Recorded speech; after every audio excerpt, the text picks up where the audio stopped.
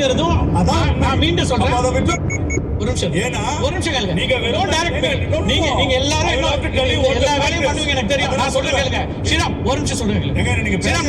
நீங்க தான் கூப்பிட்டீங்கன்னே தெரியல. உங்கள்ட்ட தான் நான் வர போறேன். ஸ்ரீராம் இது வந்து தவறு. நீங்க பேச உங்கள்ட்ட தான் பேச வர போறேன். வில்சன் அவர்கள் அதுக்கான மாற்று கருத்து சொன்னார். அதையும் பதிவு பண்ணி இது என் கருத்துங்க. என் கருத்தை நான் சொல்லுவேன். உங்களே ஆனா நீங்க நான் நீங்க கருத்து இல்லங்க. நான் கம்ப்ளீட் பண்றேன். நீ உங்க கருத்துக்கு தான் வரேன். ஸ்ரீராம் ஒரு நிமிஷம் இருங்க. நீங்க வழக்கமா அப்படி இருக்க மாட்டீங்க. இன்னைக்கு ஏன் பதற்றமா இருக்கீங்க? நீங்க தான் பதற்றமா இருக்கீங்க. ஒரு நிமிஷம் இருங்க. அவர் சொன்ன கருத்தை வில்சன் மறுத்தார். அதையும் நம்ம பதிவு பண்ணுவோம் இல்லையா? வில்சன் மறுத்தாரா இல்லையா? என் கருத்தை நான் அப்படி இல்லன்னு சொல்ல. நீங்க என்ன பண்ணீங்கன்னா திருப்பி நீங்க அதுக்காக சொன்னேன். திருப்பியும் சொல்றேன். உங்க கருத்து சொல்லுங்க. உங்களோட கருத்து எல்லாத்தையும் சொல்லுங்க. நேஷனல் பார்ட்டியாக இருந்தா ஆட்சி அதிகாரத்துக்கு வரதுக்கு தானே எல்லா கட்சி நடக்கும். நிச்சயம். அப்போ திமுக குள்ள இருக்கிறவங்க மட்டும் ஆட்சி அதிகாரம் கொடுக்க மாட்டோம். ஆனால் நீங்க கூட்டணி இதுதான் அடிமை. நான் திருப்பி சொல்றேன். நீட்ட பத்தி பேசினாரு சார். காந்தி செல்வன்றவர் யாருங்க? எந்த அமைச்சருங்க? அவர் எந்த கட்சியை சார்ந்தவர்? அவர் யார் எடுத்துட்டு வந்தார்? நீட்ட முதல்ல எடுத்துட்டு வந்தது யாரு? அவங்க தானே எடுத்துட்டு வந்தாங்க. ஏன் அப்ப எடுத்துட்டு வந்தீங்க? அப்ப உங்களுக்கு ஆட்சி தேவையா இருந்தது. காட்டு மீராண்டி மொய்னு ஒரு ஜெயராம் ரமேஷ் ஒரு மினிஸ்டர் சொல்றத தமிழர்களின் உரிமை தமிழர்கள் காக்கும் நாங்கள் காட்டு மீராண்டியோட ஆட்டம்னு சொன்னதை கேட்டுட்டு உங்களால கொந்தளிக்காம அங்கேயே இருந்தீங்கல்ல மௌனமா? யாருங்க? இதுக்கு பதில் சொல்லுங்க. நீங்க இதுக்கு பதில் சொல்லுங்க. நீங்க தானே தமிழக மக்கள் காப்போம். காப்பவர்கள் நீங்க தானே. அப்ப அமைதியா இருந்தீங்களே. கச்சத்தீவை நாட்டுல பார்லிமெண்ட்ல டிஸ்கஸ் கூட பண்ணாம தூக்கி கொடுத்த போது அமைதியாக இருந்தவர்கள் யார்? மாநில பட்டியலிருந்து மத்திய பட்டியல் போகும்போது அமைதியாக இருந்தவர்கள் யார்? முல்லை பெரியார் காவேரி மேலாண்மை திட்டம் அந்த வாரிய தீர்ப்பை 5 வருடம் அமுக்கி வைத்த போது அமைதியாக இருந்தவர்கள் யார்? இவர்கள் எல்லாம் மாநில உரிமையை பத்தி பேசுவதற்கு ஏதாவது ஒரு அருகதை இருக்கான்னு மட்டும் நீங்க சொல்லிடுங்க. இவங்க அப்புறம் சனாதனத்தை ஒழிப்போன்னு சொல்லிதான் நீங்க வந்து சிறுபான்மையினர் ஓட்டை வாங்குறீங்க. நாங்க கோவிலை கட்ட விடல பாத்தீங்களா? இன்னைக்கு ஒரு அமைச்சர் பேசினாரு, அருமையா ஒரு இது கொடுத்தாரு. வைஷ்ணவத்துக்கும் சைவத்துக்கும் தமிழக மக்களுக்கு வந்து இனிமேலாவது கொஞ்சம் கோபம் ரோசம் இல்லாம இருக்குன்னு சொல்ல முடியல. கொஞ்சமாவது கோபம் வரணும். நம்ம மதத்தை பார்த்து மீண்டும் ஒரு கட்சி இவ்வளவு அசிங்கமா பேசுறாங்களே, இவங்களை நம்ம போய் திருப்பி ஓட்டு போடுறோமேன்ற கொஞ்சமாவது இனிமே அந்த மக்கள் கொஞ்சம் யோசிக்கணும்னு பாக்குறேன். இப்ப இவர்கள் அதை பத்தி பேசுவார்களா? சனாதனத்தை அதாவது உள்ள இருக்கிறது தான் இவங்க ஆழமா வருது. நாங்கள் ராமர் கோயிலை கட்ட விடவில்லை பார்த்தீங்களா? நாங்கள் இதை செய்யவில்லை பார்த்தீங்களா? நாங்கள் அதை செய்யவில்லை பார்த்தீர்களா? இஸ்லாமியர்களுக்கு நாங்கள் எதை வேணா செய்வோம், கிறிஸ்தவர்கள் நாங்கள் எதை வேணா செய்வோம், ஆனால் சனாதனத்தை மட்டும் முடிப்போம். இப்படி சொல்லி வரவங்க தான் இவங்க. மாநில உரிமையை இவர்கள் பேசுவதற்கு சிரிப்பு தாங்க வரும். அது எதுவுமே வர முடியாது. அதுதான் உண்மை. வேற ஏதாவது பேசுற வரைக்கும் நான் தலையிடுறது இருக்கேன். சார் அவர் எல்லாருமே டைரக்ட் பண்ணலாம் சார். 10 பேரும் டைரக்ட் பண்ணலாம். எல்லாருக்கும் உரிமை இருக்கு. மக்களும் பார்த்துட்டு இருப்பாங்க. சொல்லுங்க ஸ்ரீராம். ஆகையனால இந்த ஒரு கட்சி 2 கட்சி அதிமுக ஒரு 7 முறை திமுக விட அதிகமாக இந்த மாநிலத்தை ஆண்ட கட்சி எடப்பாடி என்ற ஒரு தலைவர் வந்து பல வருஷமாக கட்சியில் இருந்திருக்காங்க. இவங்க நம்ம எல்லாருக்கும் தெரிஞ்ச விஷயமும் அல்ல, அதோட கொஞ்சம் அதிகமாக தெரியும் யாரோட கூட்டணி எப்போ வரலாம் என்பது. நீங்க சொன்ன மாதிரி தான் திருமாவளவனால கட்சி கொடி என்னால் ஏற்றக்கூடிய இல்லைன்னு ஒரு பிற்படுத்தப்பட்ட ஒரு கட்சியின் தலைவர் சொல்லுவதே வேதனைங்க. அதை சொல்லிட்டு அந்த கூட்டணியில் இருக்கிறார் பாருங்க.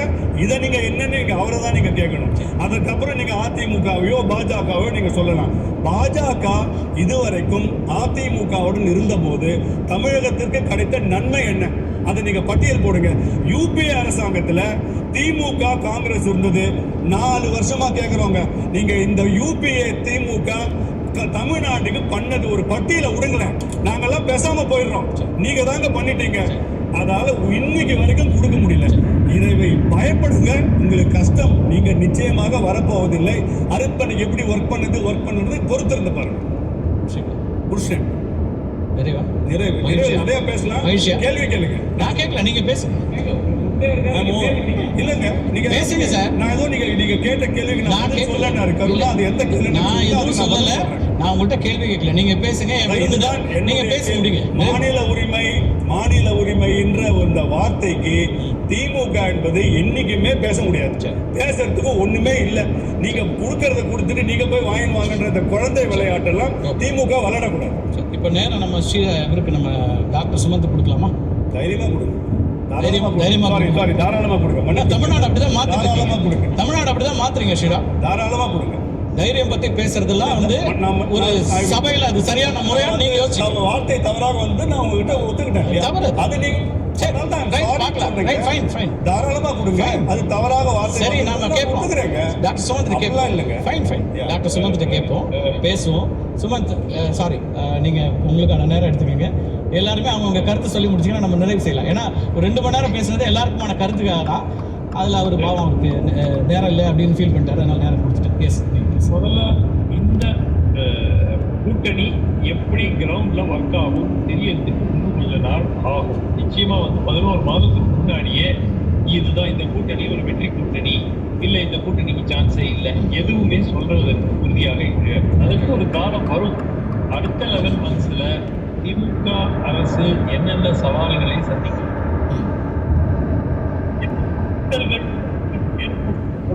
அப்படிங்கிறது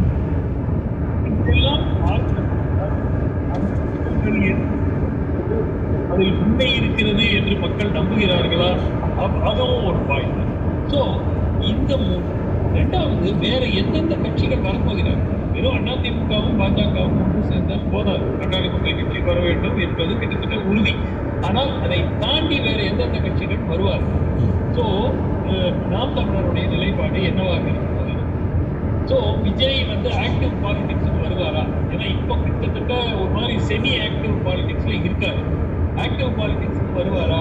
களத்துல அவர் இப்போ என்ன சொல்றாங்க, இறுதி படத்தை முடிச்சுட்டு அதுக்கப்புறம் ஃபுல் டைமா வந்துருவாரு, பாத யாத்திரை போவாரு, ஸ்டேட் ஃபுல்லாக தெரியாது. அதனுடைய தாக்கம் என்னவாக இருக்கு? ஸோ இப்பொழுது என்ன நடந்திருக்கிறது என்றால், ஒரு 2026 ஒரு போட்டியே இல்லாமல் ஆளும் கட்சி மீண்டும் ஆட்சிக்கு வருவது தடுக்கப்படும். ஒரு போட்டி இருக்கும், கடுமையான போட்டி இருக்கும்.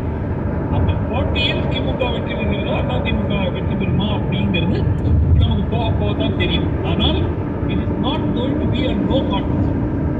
தனித்து இரு அணியும் தனித்து போட்டி இருந்தால் இது ஜஸ்ட் ஒரு ஃபார்மாலிட்டி. ஒரு பாயிண்ட் என்ன சொல்றாருன்னா, ஒரு மூன்றாவது ஒரு அணி அப்படின்னு அல்லது ஒரு கட்சி அப்படின்னு வாக்குகளை பிரிக்கக்கூடிய இடத்துல இருக்கும்போது அது அட்வான்டேஜ் டிஎம்கேன்னு போகின்றாரு. அது அட்வான்டேஜ் யாருக்கா போகும் நீங்க பாக்கணும். இல்ல, என்னை பொறுத்த வரைக்கும் இது ஒரு ஏற்கனவே ஒரு 10 ஆண்டு காலம் இருந்த கட்சி, ஒரு 4 தேர்தலை சந்தித்த கட்சினா அவங்க யாரும் அவங்களுக்கு வாக்களிக்கிறாங்கன்னு மக்களுக்கு ஓரளவுக்கு ஐடியா கிடைச்சிருக்கு. இப்போ விஜயோடைய வாக்கு எங்கிருந்து வாக்குகள் எடுத்து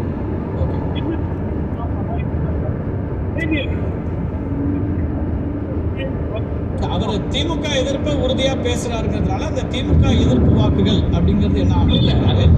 அதே நேரத்தில் சிறுபான்மை வாக்குகள் அவர் பிரிக்கலாம். இந்த ரெண்டு. In about 10 miles, take exit 75 to merge onto I-229 North. கிட்டத்தட்ட 95% சிறுபான்மை வாக்கு திமுக தான் போகுது. ரெண்டாவது இளைஞர்கள் வாக்கு அப்படின்னா அந்த இளைஞர்கள் யாரு? நாம் தமிழர் கட்சிக்கு இப்போ வாக்களித்துட்டு இருக்கிறவங்க விஜய்க்கு போடுவாங்களா? ஸோ நான் பார்க்கும் வரை விஜய் பெரும்பாலாக ஒரு சைடு வாக்குகளை மட்டும் தான் எடுப்பாருன்னு நான் நினைக்கிறேன். ஓகே, அக்ராஸ் த போர்டு எடுப்பாரு. பட் நிச்சயமா நம்ம இளைஞர்கள் வாக்கு, சிறுபான்மை வாக்குகள் அதிக அளவில் எடுக்கும். அது திமுக கூட்டணிக்கு ஒரு பாதிப்பு ஏற்படுவதற்கான ஒரு வாய்ப்பு இருக்கு.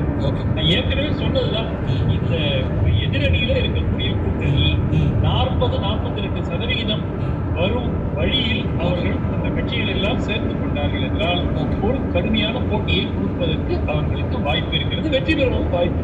Okay, fine. இன்னைக்கு சர்வே முடிவு பார்த்துட்டு நான் எல்லாருடைய நிறைவு கருத்து எடுத்துறேன். எஸ்,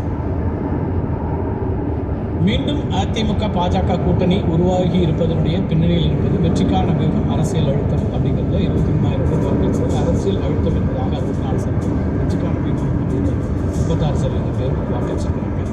திரு பொன்ராஜ், உங்களோட நிறைவு கருத்தையும் சேர்த்துக்கணும்.